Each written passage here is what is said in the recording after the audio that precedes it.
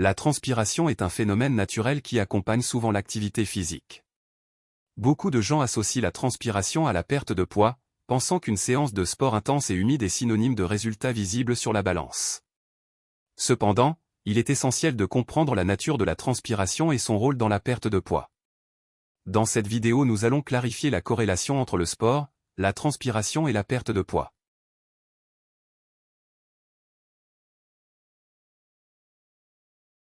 La transpiration est le processus par lequel le corps régule sa température.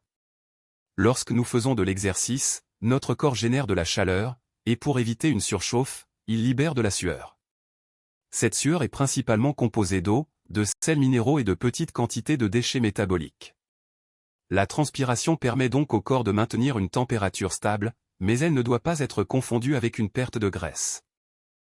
Le poids corporel est influencé par plusieurs facteurs, dont la composition corporelle, masse musculaire, masse grasse, eau, l'alimentation et le métabolisme. La perte de poids efficace se produit lorsque le corps utilise plus de calories qu'il n'en consomme, entraînant une réduction de la masse grasse. La perte de poids est essentiellement une question de balance calorique. Pour perdre du poids, il faut créer un déficit calorique, ce qui implique de brûler plus de calories que ce que l'on ingère. L'exercice physique augmente le métabolisme, ce qui permet de brûler plus de calories. Cependant, la transpiration elle-même n'est pas un indicateur direct de la quantité de calories brûlées. Il est vrai que l'on peut perdre du poids en transpirant, mais cela ne signifie pas que l'on a perdu de la graisse. Lorsque vous transpirez, vous perdez principalement de l'eau. Cette perte de poids est temporaire et sera rapidement récupérée lorsque vous vous réhydratez. En d'autres termes, une séance d'entraînement intense peut vous faire perdre quelques kilos sur la balance, mais cela ne reflète pas une réduction de votre masse grasse.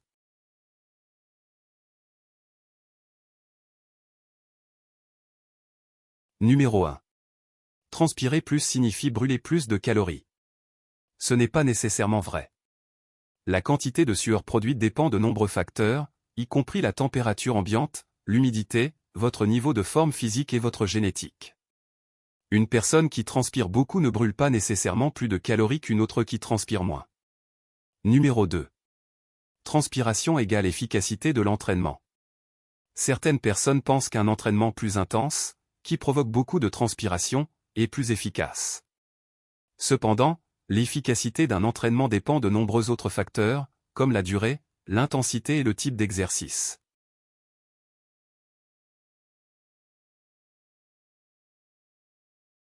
Numéro 1. Exercice cardiovasculaire. La course, le cyclisme, la natation et d'autres activités cardiovasculaires augmentent le rythme cardiaque et brûlent un nombre significatif de calories, contribuant ainsi à la perte de poids. Numéro 2. Entraînement en force. Bien que cela puisse ne pas provoquer autant de transpiration immédiate, l'entraînement en force augmente la masse musculaire, ce qui peut augmenter le métabolisme de base et favoriser la perte de poids à long terme. Après une séance d'entraînement, il est vital de se réhydrater.